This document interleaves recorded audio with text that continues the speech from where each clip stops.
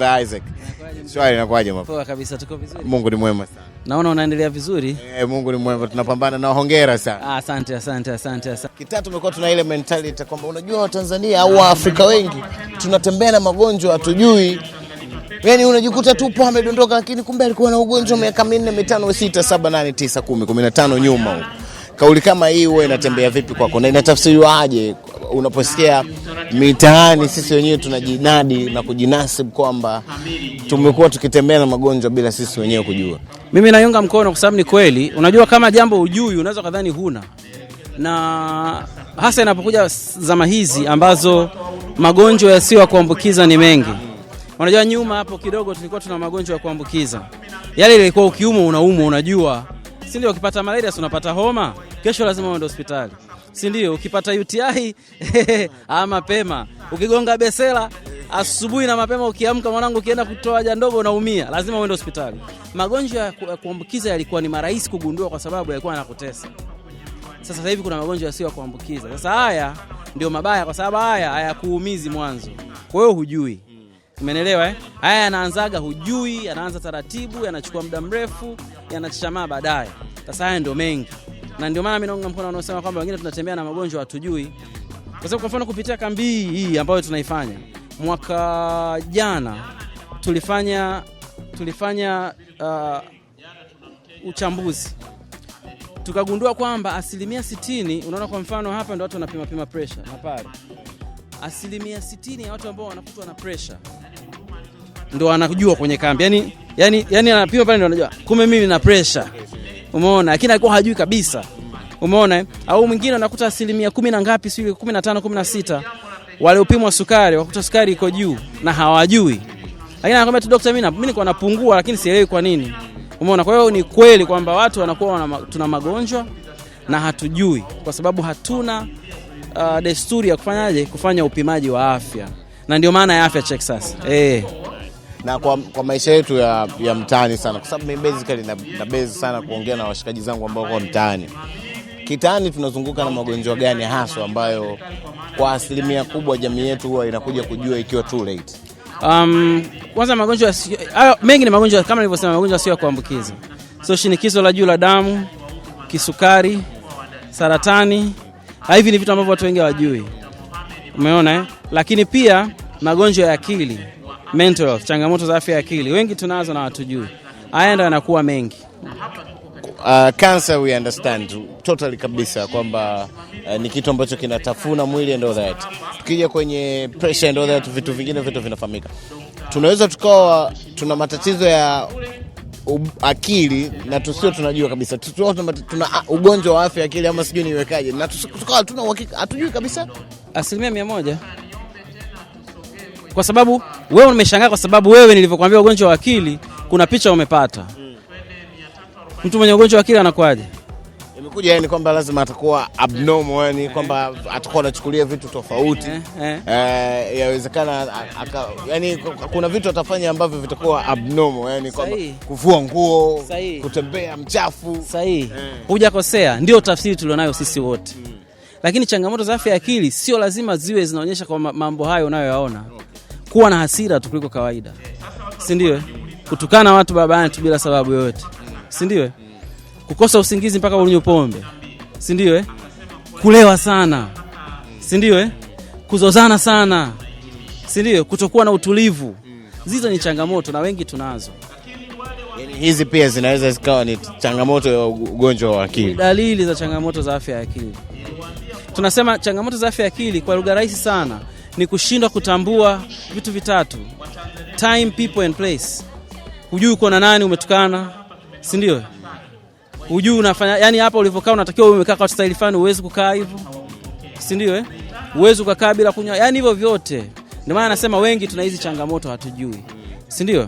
Na sisemi kwa ubaya lakini shinikizo la maisha, pressure za kimaisha, sio harakati zinatufanya kweli muda mwingine tusiwe sawa inapokuja kwenye utimamu wa afya ya akili. Kwa hiyo ni kitu ambacho tunacho sana kwenye jamii zetu. Most of the time watu tunafahamu pia kama ambavyo nimesema, labda hii nitabaki sana kidogo. Watu tunafahamu ukiwa una kansa kuna stage ikifika unaweza kupoteza maisha. Tunafahamu pressure inaweza pia kukuondoa. Ugonjwa wa afya ya akili, moja kati ya athari zake kubwa zaidi inakuwa ni nini? Yani inapofikia stage kwamba sasa hii imekuwa mbaya. Mahusiano yanaharibika. Na mahusiano hapa sizungumzi ya kimapenzi pekee yake, mahusiano na mtu, mimi na wewe. Yes. Wewe na Sadiki, wewe na bosi wako, wewe na mwalimu wako. Hayo yanaathirika, si ndio? Lakini cha pili, utashi wako unashuka. Tunasema self esteem. Kwa kujiamini kwako kunapotea. Si ndio Yani uko vibaya, yani wewe unajiona kabisa kwamba dunia haikupendi, haikutaki, na inaweza kupeleka ukapata sonona ambayo tunaita sisi depression, ambayo ni ugonjwa sasa. Ambapo unakuta mtu ndio ile wengine wanafika hatua hata ya kujiua Kwa hiyo hayo ni madhara ya changamoto za afya. Basically nini kinaweza kawa ni kinakuwa kikwazo cha kuwafikia watu wengi zaidi? Of course ni resources, ni fedha. Lakini kwa miaka mingi sasa sisi tumekuwa tuna marafiki ambao wamekuwa wana support. Kwa hiyo tumekuwa tunasogea sana. Miaka hii miwili iliyopita tumeenda mbali sana. Kwa mfano hii tunamaliza hapa ya Dar, lakini tulianza Morogoro, tukaenda Dodoma, tukaenda Tanga, tukaenda Moshi, tukaenda Mwanza, na sasa hivi ndio tunafanya Dar es Salaam. Na hii ni kuanzia tu mwezi wa pili mpaka leo. Maana yake ni kwamba afya check na yenyewe nayo imekuwa za kipindi kile. Hongera sana. Kwa uzoefu ambao umekuwa nao kama daktari na kufanya hizi afya check, tauliza hili. Yapo magonjwa ambayo pengine yanakuwa yana athari kubwa zaidi kutokana na jinsia maybe, ama yana affect jinsia moja ama nyingine, kwamba ni magonjwa fulani yanachagua wapi pa kukula zaidi? Ndio, kwa mfano kina mama wanapata changamoto nyingi sana, kwa mfano especially kwa mfumo wa uzazi. Wanawake na mama wanaumwa sana magonjwa yanayohusiana na mfumo wa uzazi. Wanaume pengine ni mara chache. Si ndio? Lakini pia wanaume pia wana changamoto zao. Si ndio? Kwa mfano changamoto za afya ya akili nyingi zinapata wanaume kuliko wanawake. Of course kutokana na shinikizo, kutokana na mapokeo, hayo yote hayo. Si ndio, na jamii yetu ilivyo. Kwa hiyo kuna magonjwa ambayo yanaendana na jinsia na yapo kabisa.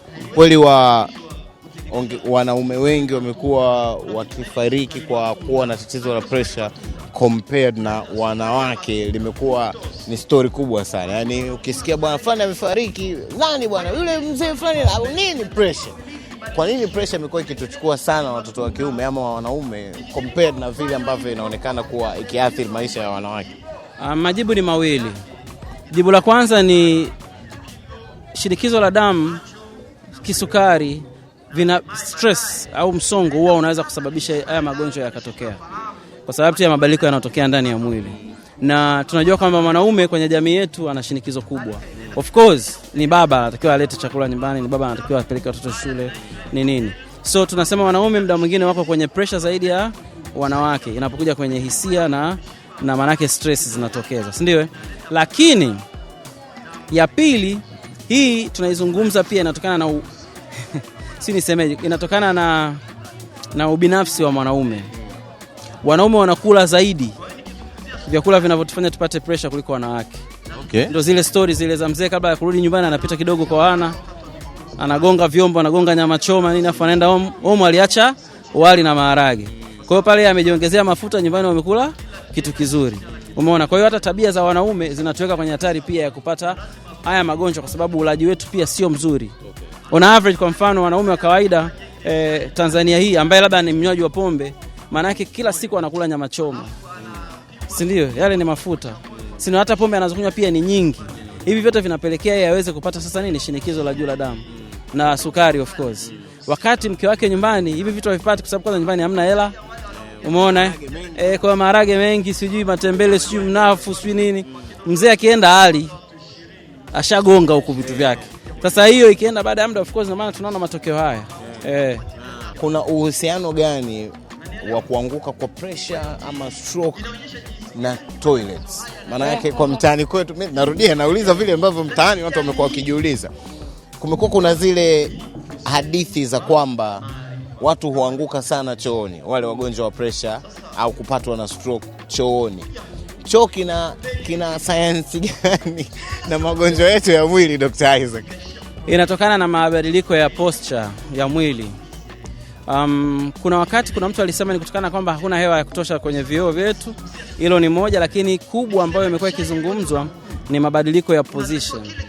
So, unajua ukiwa chooni kwa mfano let's say chooni cha shimo, kwa hiyo unachuchumaa afu unainuka, si ndio ile muda mwingine kama ni mtu ana pressure inaweza kapelekea pressure ikapanda.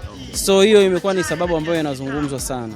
Kwa hiyo kuna mbili, moja ni ukosefu wa pumzi, hewa ya kutosha chooni, vyo vyetu tunavijua vilivyo, si ndio ndio kile chumba kidogo kuliko vyote, na kidirisha ni kidogo. Lakini ya pili ndio mabadiliko ya posture. Kwa hiyo kama ni mtu ambaye ana pressure, watu wenye pressure wanajua, kwa mfano umelala, wakiamka ukisimama unasikia kabisa moyo mpiga, moyo unafanyaje, yanaongezeka. Kwa hiyo kama ni choo labda ile cha kuchuchumaa, maana yake ile position ya kuchuchumaa na kurudi inaweza kupelekea pressure ikapanda. Kwa hiyo kama ni pressure imepanda sana ndio inakuletea sana, inaweza kuleta stroke. Kwa sababu stroke maana yake ni pressure imepanda sana kiasi cha kama imepelekea either mirija ya kwenye ubongo ikapasuka, au bonge la damu likaenda likaziba. Kwa hiyo inapelekea sasa sehemu fulani ya ubongo ambayo inatakiwa ipate damu inakosa. Kwa hiyo ndio tunaona matokeo yake sana yanaonekana kama kiharusi, ana paralyze. The Page. Information is life.